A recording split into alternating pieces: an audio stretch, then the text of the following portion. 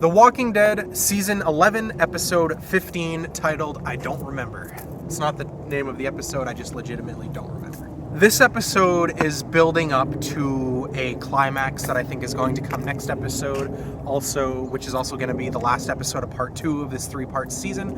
And we see that in pretty much every plot point that is shown in this episode. Tensions are building, people's morals are being shown more than ever. People seem to be getting put in place to where they're going to be come this conflict with the Commonwealth, which is what I'm assuming is going to happen. First, before we get into the main chunk of this episode, or before we even get into the video at all, subscribe to the channel if you like videos like this. I talk about every episode of the Walking Dead universe. I'm going to talk about every episode of the Halo show. Moon Knight's coming out on March 30th. I'm going to talk about that as well. One plot point I just want to mention briefly. Nothing too big happened, though there was some very sweet, heartfelt moments in it. And that is Ezekiel recruits the help of Yumiko's brother, I forgot his name, to do an appendix surgery on someone. That someone thought it was going to be an animal. It was just a random person that I don't remember ever seeing in the show. Teresa? I don't know who she is. Was that the name of the person? Yeah, I don't know who she is. Teresa. It was a cool plot point.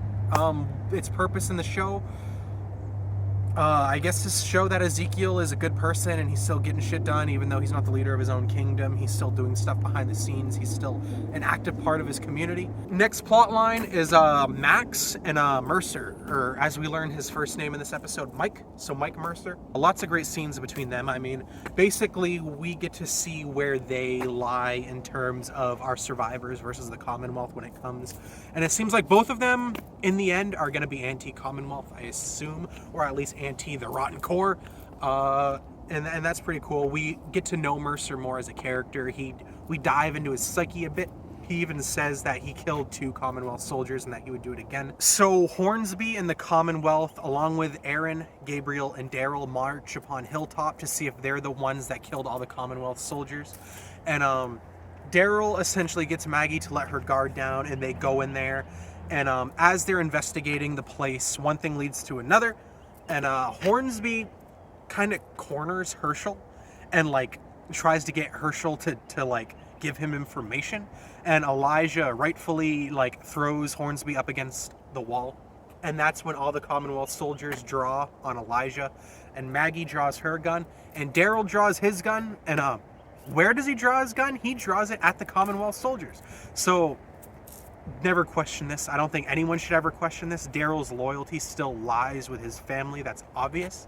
Though, one thing's weird to me, and that's that he drew his gun on the Commonwealth soldiers. He drew his gun on Hornsby. He basically told Hornsby to, fuck off, or blood will be spilt. And he did use an F word, which is really cool, because F words never get shown or said in this show. Daryl dropped the F-bomb. And, but after this, Daryl's still with the Commonwealth soldiers. He's still with Hornsby. He's still with these group of Commonwealth soldiers, going back to the Commonwealth or doing whatever. So it's just weird to me. Hornsby is being built up as this antagonist figure, yet he's not just killing Daryl. He's out in the woods now with Daryl, with with Aaron, with Gabriel. And if he wanted to, he could kill them all. He could execute them all. It's weird that he allows Daryl to draw his gun on him and doesn't necessarily reprimand Daryl. Now, does Hornsby is he keeping this in his mind? Is he thinking about this? I think he's just using them to be pawns. I think he still sees that they can be used. They can still be manipulated. They can still be put where he wants them to be and used to his advantage somewhere down the line.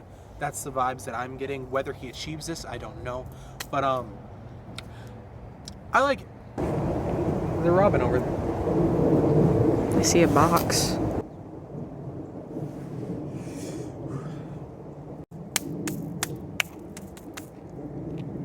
And that's one thing that I really like about this upcoming war with the Commonwealth. Or again, there's not a war.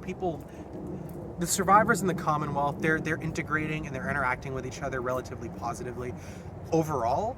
And that's what I find so interesting about this arc so far, is that every enemy group that the survivors have come across, Woodbury, the Saviors, the Whisperers, the Wolves, the Reapers, it's bloodshed. It's, we're gonna fight you, we're gonna kill you, and it's bloodshed, and we hate you, we don't want anything to do with you, we want you dead and gone, and bye-bye, adios. The Commonwealth, it's not like that. It's like they spill blood.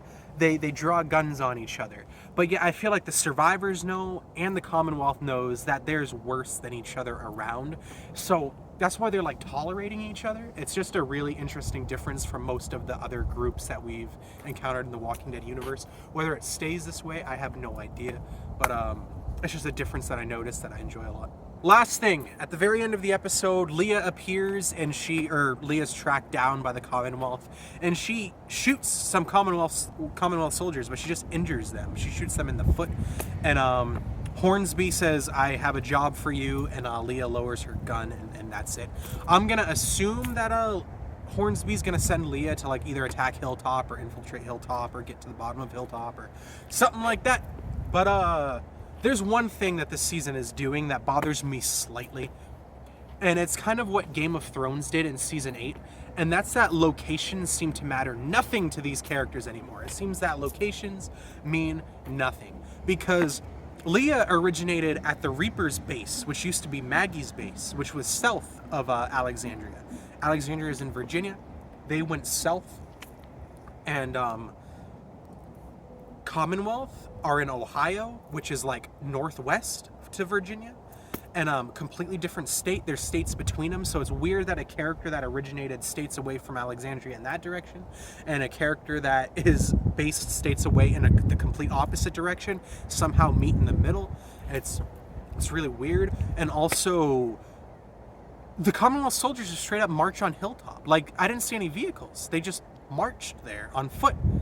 And they're based in Ohio. It's just weird. It doesn't really make sense to me. Game of Thrones did the same thing. It's like distances are just erased. Everyone's basically neighbors. It's strange. Anyway, that's my thoughts on the newest episode of The Walking Dead. What did you think of it? Did you like it? Did you hate it? Did you love it? Did you really, really hate it? Let me know in the comments, and make sure you subscribe to this page if you want to see me talk about next episode, Fear the Walking Dead. I'm going to talk about Dead in the Water, and again, I'm doing a Squid Game series. I'm going to be talking about Halo. I'm going to be talking about Moon Knight. I'm going to be talking about lots of things, trailer reactions soon. So I hope you subscribe, and I hope you join the page, and I hope you like the content that you see.